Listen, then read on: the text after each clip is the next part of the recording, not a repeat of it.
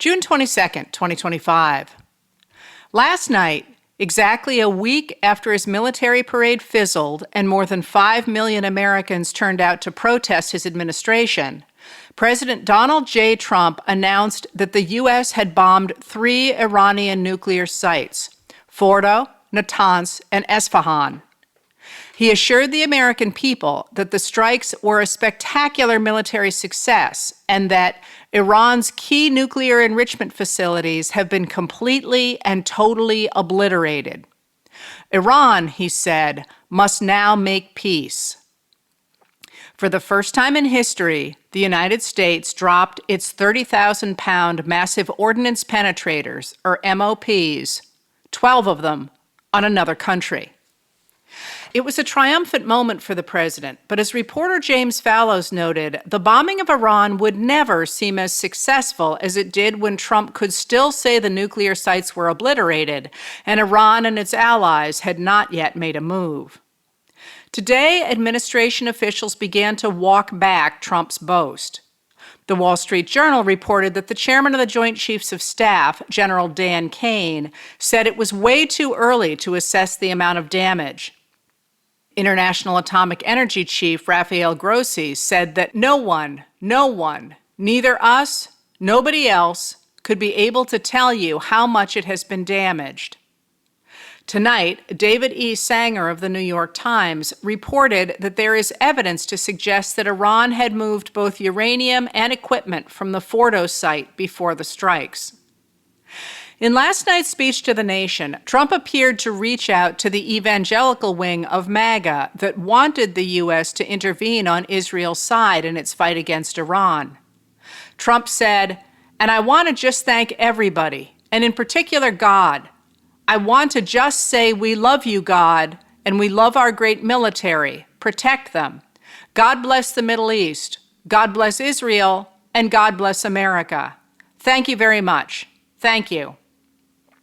But while the evangelicals in MAGA liked Trump's bombing of Iran, the isolationist America First wing had staunchly opposed it and are adamant that they don't want to see U.S. involvement in another foreign war. So today, administration officials were on the Sunday talk shows promising that Trump was interested only in stopping Iran's nuclear ambitions, not in regime change. On ABC's This Week, Vice President J.D. Vance said explicitly, "We don't want to achieve regime change."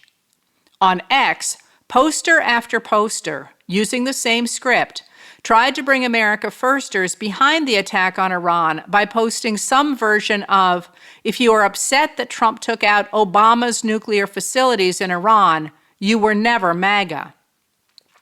This afternoon, Trump posted, "It's not politically correct to use the term regime change, but if the current Iranian regime is unable to make Iran great again, why wouldn't there be a regime change? MAGA." On ABC's This Week, Representative Jim Himes, a Democrat of Connecticut, said, "It's way too early to tell what the actual effect on the nuclear program is. And of course, it's way too early to tell how this plays out, right? I mean, we've seen this movie before. Every conflict in the Middle East has its Senator Tom Cottons who promise us mushroom clouds. In the Iraq War, it was Condoleezza Rice promising us a mushroom cloud. And initially, and this is true of every one of these wars, in Libya, in Iraq, and Afghanistan, initially things looked pretty good. Saddam Hussein is gone. Muammar Gaddafi is gone. The Afghan Taliban are gone. And then, over time, we start to learn what the cost is. 4,400 Americans dead in Iraq. The Taliban back in power. So, bottom line, the president has taken a massive gamble here. There are already questions about why Trump felt obliged to bomb Iran's nuclear sites right now. In March, Trump's Director of National Intelligence, who oversees all U.S. intelligence, told Congress that the intelligence community assessed that Iran was not building a nuclear weapon. The U.S. and Iran have been negotiating over Iran's nuclear program since April, and when Israel attacked Iran on June 12th, a sixth round of negotiations between the U.S. and Iran was scheduled to begin just 2 days later in Oman. After Trump announced the strikes, Senator Chris Murphy, a Democrat of Connecticut, posted, "I was briefed on the intelligence last week. Iran posed no imminent threat of attack to the United States. Iran was not close to building a deliverable nuclear weapon.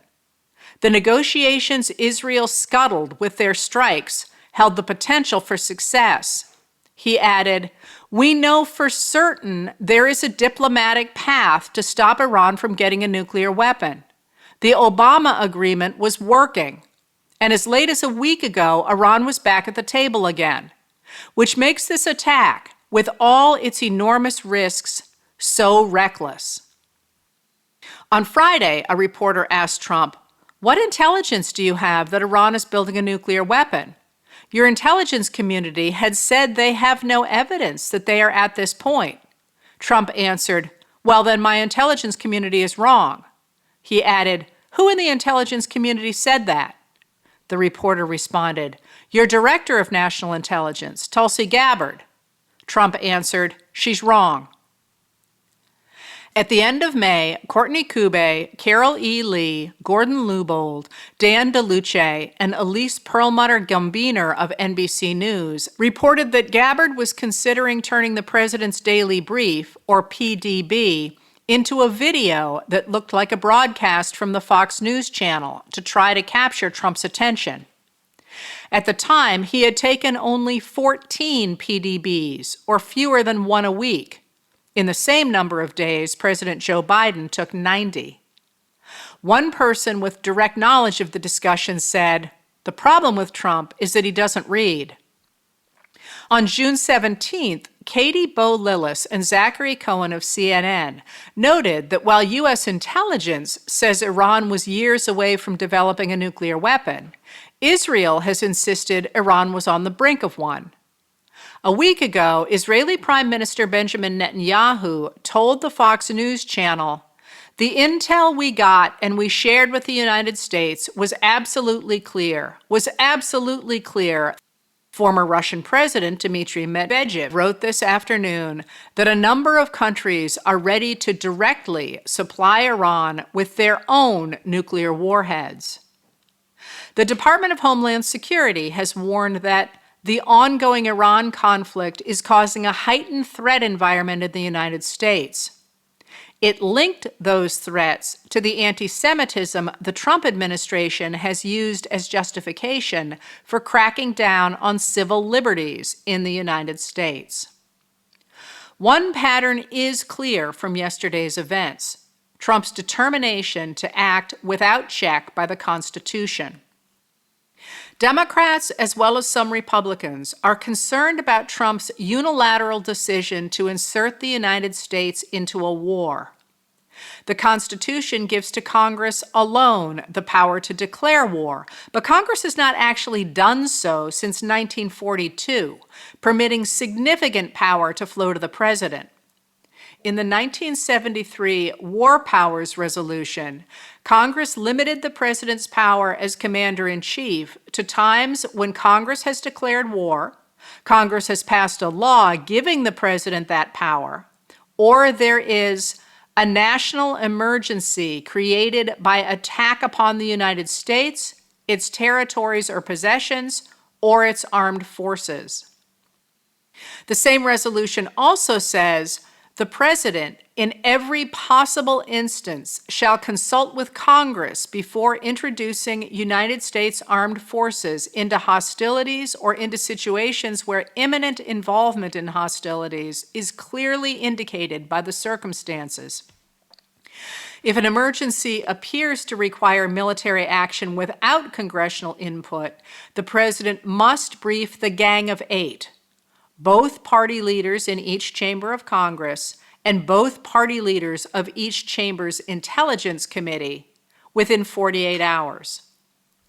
Democrats and some Republicans maintain that while no one wants Iran to have nuclear capabilities, the strikes on Iran were not an emergency, and the president had no right to involve the U.S. in a war unilaterally. Administration officials' insistence that the attack was a one-shot deal is designed to undercut the idea that the U.S. is at war. Trump's call for regime change undermined their efforts.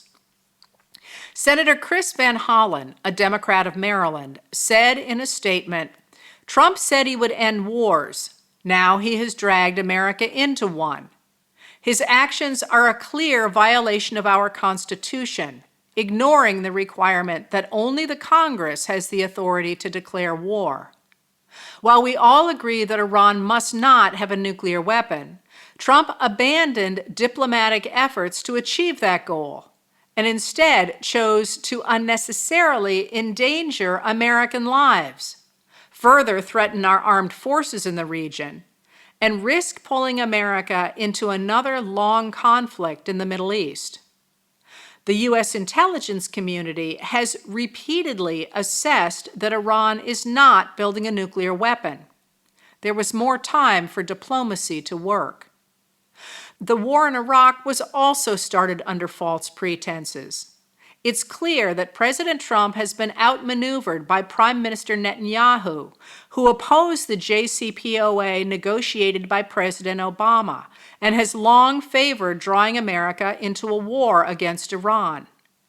The United States has rightly supported Israel's defense, but it should not have joined Netanyahu in waging this war of choice. Instead of living up to his claim that he'd bring all wars to an end, Trump is, yet again, betraying Americans by embroiling the United States directly in this conflict. Representative Sean Casten, a Democrat of Illinois, posted on social media, "This is not about the merits of Iran's nuclear program. No president has the authority to bomb another country that does not pose an imminent threat to the U.S. without the approval of Congress. This is an unambiguous, impeachable offense. I'm not saying we have the votes to impeach," he added. "I'm saying that you do not do this without congressional approval. And if Speaker Mike Johnson, a Republican of Louisiana, doesn't grow a spine and learn to be a real boy tomorrow, we have a BFing problem that puts our very republic at risk."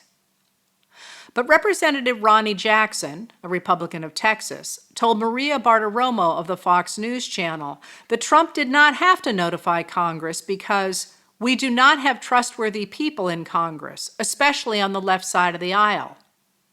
If you give information to Democrats and those Republicans who oppose the president, he said, you might as well put the Ayatollah on the phone as well.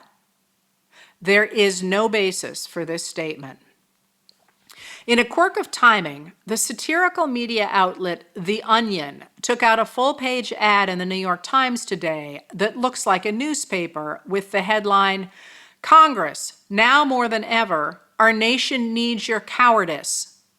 Journalist Marissa Cabas of The Handbasket got an exclusive look at the insert and reproduced its front page.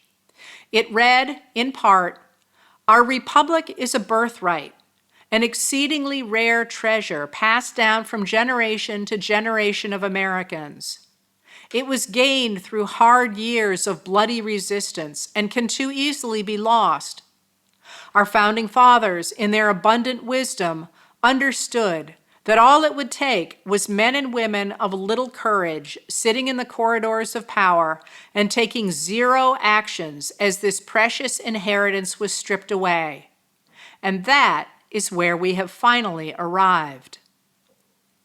Congress members will have a copy of the ad in their mailboxes tomorrow when they get back to work on the Republicans' enormously unpopular budget reconciliation bill.